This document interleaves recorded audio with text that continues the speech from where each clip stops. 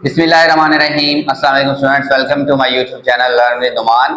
आज इस वीडियो के अंदर हम फर्स्ट यूनिट के जो पेरियोडिसिटी ऑफ प्रॉपर्टी से रिलेटेड है, एटॉमिक रेडियस और आयनिक रेडियस, ये दो टॉपिक्स देखेंगे। ठीक है, होप सब लोगों को बहुत अच्छे से समझ आएगी। तो चैनल को लाजमी सब्सक्राइब करें और वीडियोस को अपने फ्रेंड्स से जरूर शेयर करें। ठीक है स्टूडेंट्स, तो बेसिकली ये जो दोनों टॉपिक हैं ये हमारे पास आते हैं पेरियोडिसिटी ऑफ प्रॉपर्टीज, जिसके मुताबिक हमारे पास एक पीरियोडिक लॉ है।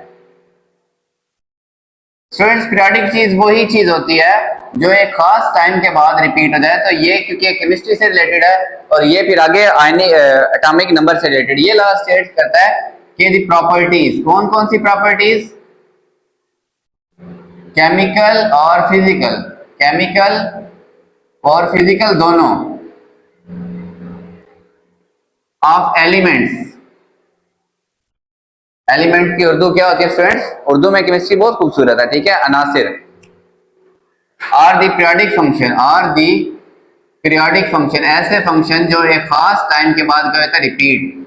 ठीक है, अब टाइम से मुराद यहाँ पे क्या होगा, periodic function of their atomic number, their atomic number, यानी कि एटॉमिक नंबर जब एक खास हद से दोबारा गुजर के वहीं पे पहुंचेगा तो जो प्रॉपर्टीज हैं वो क्या हो जाएंगी, रिपीट। यानी कि बढ़ते बढ़ते एटॉमिक नंबर जब दोबारा उस ग्रुप के अंदर आता है तो प्रॉपर्टीज क्या हो जाती है, रिपीट हो जाती है। Periodic function of their atomic numbers. ठीक है, ये पीरियोडिक लॉ है। ओके स्टूडेंट्स, अच्छा अब इस लॉ के से रिलेट करते हुए ना हमारे पास मुख्तलिफ प्रॉपर्टीज हैं। एटॉमिक रेडियस है, आयनिक रेडियस है, आयनाइजेशन एनर्जी है, शील्डिंग इफेक्ट है, मेल्टिंग पॉइंट, बॉइलिंग पॉइंट। हम देखेंगे कि एटॉमिक नंबर बढ़ने से ये प्रॉपर्टीज किस तरह जो है ना वो रिपीट होती हैं और क्या इफेक्ट होता है इनका एटॉमिक नंबर का इन प्रॉपर्टीज के ऊपर। ठीक है, तो सबसे पहले स्टूडेंट्स एटॉमिक रेडियस।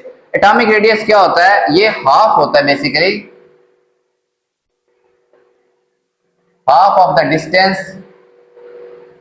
उस फासले का half between two bonded atoms nuclei, के दो एटम के न्यूक्लियाई, दो एटम जिनका बॉन्ड बना हुआ है उनके न्यूक्लियस के दरमियान डिस्टेंस का हाफ। ठीक है, लेट्स सपोज एक ये एटम है, ये इसके दरमियान में एक न्यूक्लियस है, बाहर कितने भी शेल हैं उससे हमें गर्ज नहीं है। ठीक है, और एक ये इसी तरह का बिटवीन टू सेम, एक ही जैसे। ठीक है, एक ही जैसे। ओके, ये दूसरा इसी तरह का, लेट्स सपोज ये हाइड्रोजन ही है, क्या है, हाइड्रोजन, ये भी क्या है, हाइड्रोजन। तो ये इसके, ये तो सिर्फ न्यूक्लियस बनाया मैंने और ये इसके बाद एक शेल और दोनों शेल के अंदर एक एक इलेक्ट्रॉन, तो इनके दरमियान, न्यूक्लियस के दरमियान डिस्टेंस का हाफ, ये कहलाता है atomic radius. Basically atomic radius है क्या, असूली तौर पे तो इसको होना चाहिए न्यूक्लियस से शेल का फासला, ये कहलाएगा इसका रेडियस, जैसे एक सर्कल का रेडियस होता है। ठीक है, तो ये बॉन्डेड एटम्स का क्यों लेते हैं स्टूडेंट्स, यहाँ पे क्वेश्चन अराइज होता है। केमिस्ट्री में इसी तरह क्वेश्चन है कि why the distance is taken as half, क्यों लेते हैं इसको हाफ, और टू बॉन्डेड एटम का हम अलग हाइड्रोजन क्यों नहीं मेजर करते स्टूडेंट्स।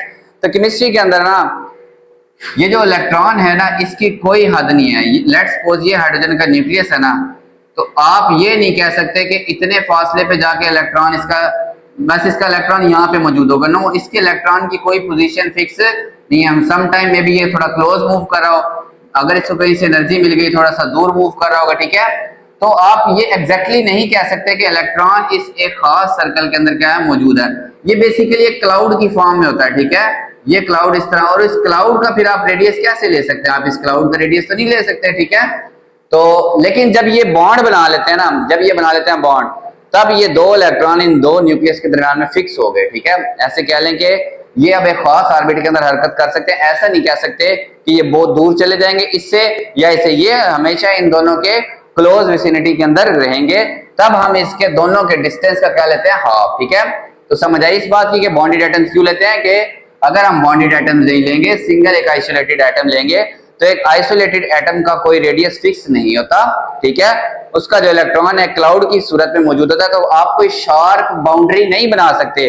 मैं कभी भी नहीं कह सकता कि हाइड्रोजन का ये जो है ना इलेक्ट्रॉन यहीं पे इसी के अंदर होगा हमेशा, ये एक शार्प बाउंड्री है, आप शार्प बाउंड्री नहीं बना सकते। लेकिन जब वो बॉन्ड बना लेते हैं तब जो इलेक्ट्रॉन्स हैं वो दो न्यूक्लियस के दरमियान में, ऐसे शेयरों के दरमियान में क्या हो गए, आप समझे कि फिक्स हो गए। ठीक है, खास स्पेस के अंदर हमेशा वो मौजूद होंगे।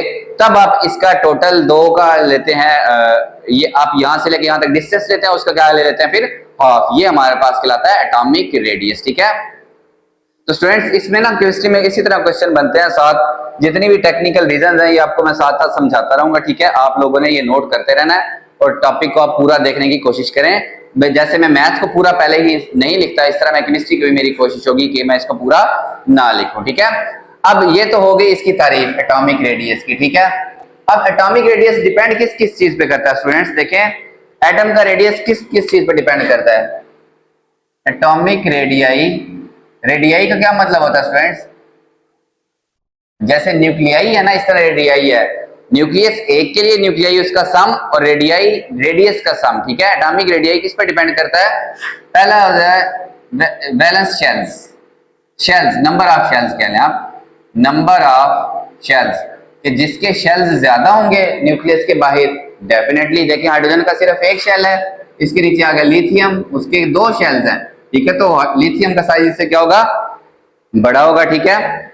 लिथियम के नीचे सोडियम, उसका साइज लिथियम से भी क्या होगा, बड़ा होगा। एक तो शेल्स हो गए, ठीक है। दूसरी क्या चीज होगी स्टूडेंट्स, हमारे पास शील्डिंग इफेक्ट एक होता है, ये मैं आपको एक्सप्लेन करूंगा जब ये टॉपिक थोड़ा सा आगे चलेगा, शील्डिंग इफेक्ट। और तीसरा है जी न्यूक्लियर चार्ज, क्या चीज है, न्यूक्लियर चार्ज। ये आपने लिखना है, इसी तरह टॉपिक लिखना है, डेफिनेशन, ठीक है। डेफिनेशन बुक से बेशक आप एग्जैक्ट कर लें। Atomic radius is the average of the distance between two same type of bonded atoms, ठीक है। Nuclei of same type of bonded atoms, ये आप थोड़ी सी एग्जैक्ट करके वहां से लिख सकते हैं, ठीक है। वैसे तारीफ अपने लफ्जों में लिखना आप सीखें, आप थोड़ी सी बड़ी क्लासेस के अंदर अब आ गए हैं तो आपको ये चीज आनी चाहिए, ठीक है। इन तीन चीजों पे एटॉमिक रेडियाई डिपेंड करता है, ठीक है। तो अब इसके बाद हम बताते हैं ट्रेंड्स। इन तमाम टॉपिक्स में डेफिनेशन, थोड़ी सी एक्सप्लेनेशन जो ये मैंने आपको बताई कि why we take average distance, वो आपने थोड़ा सा लिख देना एक दो लाइन, फिर लिखना है कि एटॉमिक रेडियाई डिपेंड्स अपॉन, ये तीन पॉइंट्स लिख दें, ठीक है। फिर लिखे ट्रेंड्स के रुझान क्या होता है, डाउन दी ग्रुप, पहला कर लें आप बेशक, डाउन दी ग्रुप के ग्रुप में जब नीचे आए, ठीक है।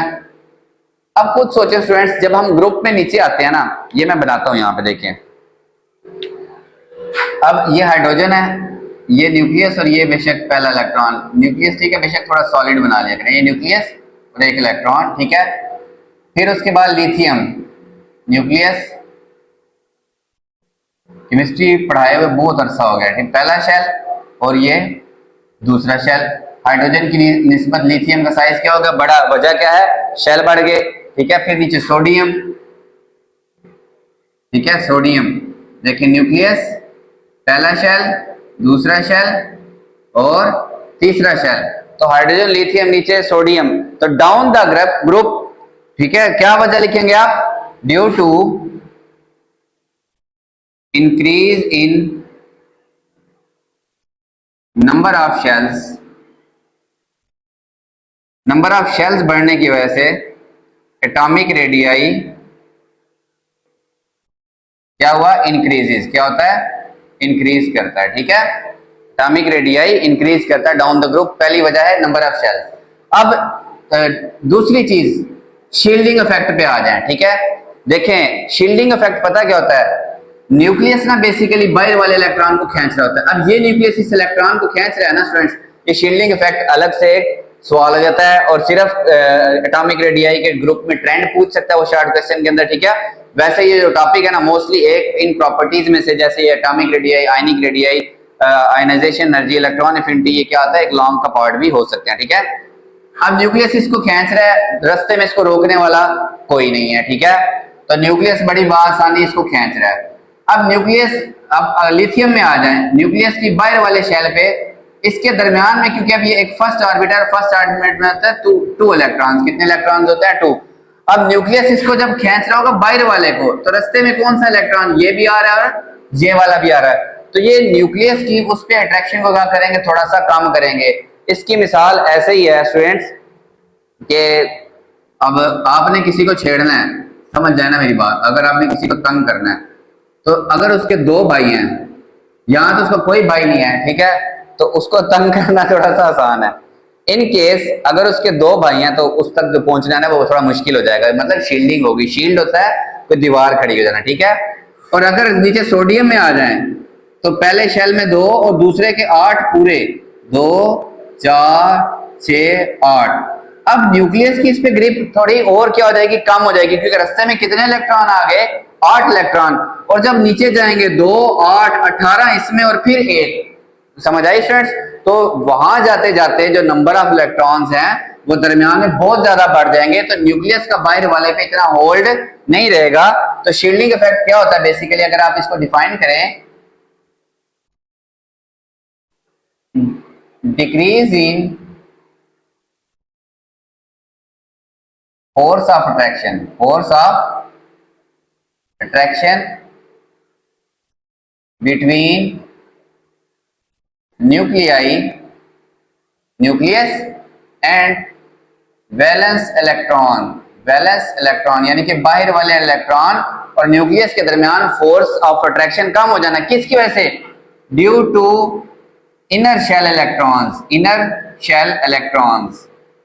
अब ये देखें मैंने सारी अपने वर्ड्स में लिखी कि दरमियान वाले शेल्स में मौजूद इलेक्ट्रॉन्स की वजह से न्यूक्लियस की बाहर वाले इलेक्ट्रॉन पे अट्रैक्शन का कम हो जाना, ये कहलाता है शील्डिंग इफेक्ट। तो देखें डाउन द ग्रुप, देखें शील्डिंग इफेक्ट बढ़ेगा या कम होगा, जब हाइड्रोजन, लिथियम, सोडियम, पोटाशियम पे आएंगे ना, तो पहला शेल, दूसरा शेल, तीसरा शेल, चौथा शेल, ठीक है, इसके 3 शेल हैं, इसके 4 शेल हैं, ये मैंने बनाया थोड़ा छोटा है, ठीक है, वो जगह की वजह से, तो 2 इलेक्ट्रॉन, 2, 8, ठीक है, 18 इस तरह करके बढ़ जाएंगे, इसमें नंबर ऑफ इलेक्ट्रॉन sp और d भी आ जाता है ना, तो ये 6, 6, 12, 14, 18 को इस तरह करके ये पूरे हुए। अब इसके और बाहर वाले के दरमियान में कितने लोग आ गए, 18, 2 पहले के, 8 दूसरे के और 18, ये तो इस बेचारे का इसके साथ शायद लिंक ही ना रहे। जब इसका इसके साथ लिंक ना रहे, स्टूडेंट्स याद रखें ये वाला आसानी से ये लूज कर लेते हैं, जो अच्छे लूज कर लेते हैं वो पॉजिटिव आयंस बना के क्या बनाते हैं, आयनिक कंपाउंड्स बनाते हैं, ठीक है। खैर वो एक अलग टॉपिक है। जब शील्डिंग इफेक्ट, तो अब आप एक चीज नोट करें, no shielding effect, slightly shielding effect, increasing shielding effect, very high shielding effect. तो डाउन द ग्रुप क्योंकि शील्डिंग इफेक्ट इंक्रीज हो रहा है, आल्सो इंक्रीजिंग शील्डिंग इफेक्ट, यहां पे दूसरा पॉइंट आ गया, increasing shielding effect results in greater atomic size, के बढ़ते हुए शील्डिंग इफेक्ट की वजह से भी एटॉमिक रेडियस क्या है, इंक्रीज होता है, ठीक है। ये वाली लाइन इसके अंदर नहीं आ रही, results in greater atomic radii, ठीक है, एटॉमिक रेडियाई। ओके स्टूडेंट्स, समझ आ गई आपको मेरी बात की कि डाउन द ग्रुप जब हम आएंगे, एक तो शेल्स बढ़ रहे हैं, दूसरा एटॉमिक क्या है, शील्डिंग इफेक्ट बढ़ रहा है। जब हम नीचे आ रहे हैं तो शील्डिंग इफेक्ट बढ़ रहा है, इस वजह से down the group atomic radii increases, atomic radii increases, ठीक है स्टूडेंट्स। ये बात आपको क्लियर लगी, पहले बेशक आप ये लाइन लिख दें, ये दो उसकी लॉजिक्स आ गई कि एक तो शेल बढ़ गए और दूसरा शील्डिंग इफेक्ट बढ़ गया, ठीक है। अब हम चलते हैं अलोंग द पीरियड, ठीक है।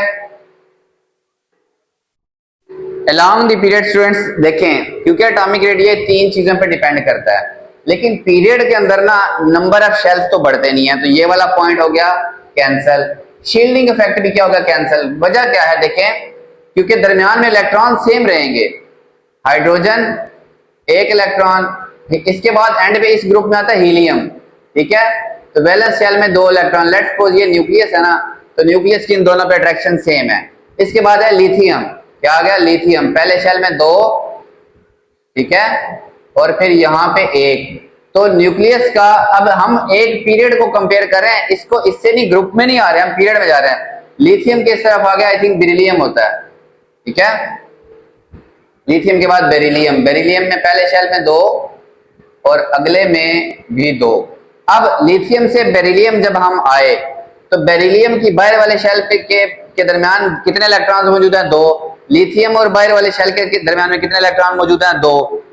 इसीलिए स्टूडेंट्स शील्डिंग इफेक्ट सेम रहता है, शील्डिंग इफेक्ट भी सेम रह रहा है। नंबर ऑफ शेल्स देखिए, इसके भी 2, इसके भी 2, ठीक है। बोरान पे चले जाएं, कार्बन पे चले जाएं, ठीक है, कार्बन के टोटल इलेक्ट्रॉन्स होते हैं आई थिंक 6, पहले में 2 और दूसरे में 4, 1, 2, 3, 4। अब शील्डिंग इफेक्ट देखें, बाहर वाले शेल और न्यूक्लियस के दरमियान कितने इलेक्ट्रॉन मौजूद हैं? सिर्फ 2। बेशक ये बाहर वाले 4 हो गए, लेकिन दरमियान में इलेक्ट्रॉन कितने मौजूद हैं? 2।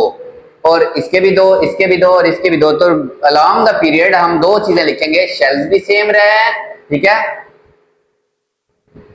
Along the period number of shells and shielding effect remains same. ये तो सेम रहता है, ठीक है। बट अब आप एक चीज नोट करें, इफेक्टिव न्यूक्लियर चार्ज। देखें स्टूडेंट्स, न्यूक्लियर चार्ज होता है कि न्यूक्लियस के अंदर प्रोटॉन्स कितने मौजूद हैं, इसको हम कहते हैं न्यूक्लियर चार्ज। लिथियम है ना, इसके न्यूक्लियस में 3 प्रोटॉन होते हैं, ठीक है, और ये कितने इलेक्ट्रॉन्स को खींच रहा है? 2 पहले शेल में और 1 आखिरी शेल में, ठीक है। तो आपके 3 प्रोटॉन 3 इलेक्ट्रॉन को खींच रहे हैं। अब आ जाए बेरिलियम, इसके शेल में होते हैं 4 प्रोटॉन होते हैं न्यूक्लियस में, पहले में 2 और दूसरे में स्टूडेंट्स 2, ठीक है। अब 4 प्रोटॉन 4 इलेक्ट्रॉन को खींच रहे हैं। अब जरा आप मेरी बात गौर से समझें, अगर एक चीज को खींच रही है तो वो डेफिनेटली इसको कुछ क्लोज ले आएगी, लेकिन अगर 2 चीजें एक दूसरे को अट्रैक्ट करी, यानी कि 2 इधर से खींच रही है और 2 एक दूसरे की तरफ अट्रैक्ट करें, मतलब एक रस्सी को एक दूसरे की तरफ ही वो उन्हें अपनी तरफ खींच रहे हैं और वो उन्हें अपनी तरफ खींच रहे हैं, तो वो मजीद क्लोज आ जाएंगे, ठीक है। दूसरी बात ये भी है, क्योंकि प्रोटॉन हैवी होते हैं इलेक्ट्रॉन की निस्बत, तो प्रोटॉन के बढ़ने से इफेक्टिव न्यूक्लियर चार्ज बढ़ता है, ठीक है, क्योंकि ये 1836 टाइम हैवियर होते हैं इलेक्ट्रॉन से, ठीक है। जैसे हम आगे जाएंगे तो 5 प्रोटॉन को खींच रहे होंगे, ठीक है, नाइट्रोजन के केस में 5 प्रोटॉन 5 इलेक्ट्रॉन को, ठीक है, क्योंकि इलेक्ट्रॉन भी बढ़ रहे हैं और प्रोटॉन भी न्यूक्लियस में बढ़ रहे हैं, ठीक है। नियोन जो है ना, नियोन, तो इसको 10 प्रोटॉन न्यूक्लियस में और बाहर 10 इलेक्ट्रॉन, तो ये एक दूसरे को खींच के अपने बहुत क्लोज करके अपना साइज बहुत छोटा कर लेते हैं। बहुत क्या करते हैं? साइज छोटा। तो खुद सोचें, lithium, beryllium, boron, carbon, nitrogen, oxygen, fluorine और फिर नियॉन, ठीक है। लेट्स सपोज ये एक पीरियड है, इसमें 3 प्रोटॉन 3 इलेक्ट्रॉन को खींच रहे हैं, इसमें 4 प्रोटॉन 4 इलेक्ट्रॉन को खींच रहे हैं, 5 प्रोटॉन 5 इलेक्ट्रॉन को, 6 प्रोटॉन 6 इलेक्ट्रॉन को, 7 प्रोटॉन 7 इलेक्ट्रॉन को, 8 प्रोटॉन 8 इलेक्ट्रॉन को, 10 प्रोटॉन 10 इलेक्ट्रॉन को, ठीक है, sorry 9 protons 9 electrons, 10 protons 10 electron. देखें ये बेचारे 3 खींच रहे हैं, थोड़ा सा खींचेंगे लेकिन इतना ज्यादा एक दूसरे के क्लोज नहीं कर सकते। लेट्स, ये न्यूक्लियस होगा तो ये बाहर वाला शेल। अब ये 4 हो गए, ये थोड़ा न्यूक्लियस और शेल एक दूसरे को ज्यादा खींच के क्लोज कर लेंगे, तो इसका साइज इसकी निस्बत थोड़ा सा क्या हो जाएगा? छोटा हो जाएगा। बोरान 5 ये इसकी निस्बत क्या हो जाएगा? थोड़ा सा छोटा। कार्बन इसकी निस्बत थोड़ा सा क्या हो जाएगा? छोटा, क्योंकि 7 प्रोटॉन 7 को, ये मजीद क्या हो जाएगा? थोड़ा सा छोटा। ऑक्सीजन इससे भी थोड़ा सा क्या हो जाएगा? छोटा। फ्लोरीन इससे भी थोड़ा छोटा और नियॉन और भी छोटा। ये तो मैंने एक एग्जांपल बनाई ना, ऐसा नहीं है कि एक इतना बड़ा एटम है और एक इतना छोटा, मतलब स्लाइड डिफरेंस बनता है। अब मैं मार्कर की मदद से आपको यहाँ पे सही बना के दिखा नहीं सकता, ठीक है। तो अलोंग द पीरियड स्टूडेंट्स क्या होता है, एक ही बात आपने लिखनी है यहाँ पे, due to increase in effective nuclear charge लिखना है आपने। क्या लिखना है? Effective nuclear charge, atomic radii. अच्छा, ये एक और चीज आपने लिखनी है, जैसे मैंने यहां पे लिखी डाउन द ग्रुप, तो यहां पे आप लिखेंगे from left to right, radii decrease कहां कर रहा है? लेफ्ट साइड से, जब हम राइट साइड पे हैं, फ्रॉम लेफ्ट टू राइट, ठीक है। ये आपने पॉइंट यहाँ पे लाजमी लिखना है। यहाँ पे आप लिखेंगे डाउन द ग्रुप और यहाँ पे आप लिखेंगे लेफ्ट टू राइट, ठीक है स्टूडेंट्स। ये आपका छोटा सा टॉपिक है, इसके अंदर आपसे लॉजिकल क्वेश्चन क्या हो सकते हैं कि why atomic radii decrease down the group, why जो है atomic radii sorry increase down the group, decrease down the group, ठीक है। क्यों डिक्रीज होता है? वो अपने इफेक्टिव न्यूक्लियर चार्ज, यहाँ पे शील्डिंग इफेक्ट और नंबर ऑफ शेल्स, ये भी हो सकता है। किस चीज पर डिपेंड करता है, ठीक है। डेफिनेशन भी हो सकती है इसकी, ये इसके अंदर से मुख्तलिफ टॉपिक्स हो सकते हैं। तो स्टूडेंट्स एट द एंड हम यहाँ पे कह सकते हैं कि दी डाउन द ग्रुप, अगर आप इसको अब लिखना चाहें ना, देखें ऐसे नीचे आ रहे हैं तो साइज बढ़ रहा है, साइज क्या हो रहा है, इंक्रीज।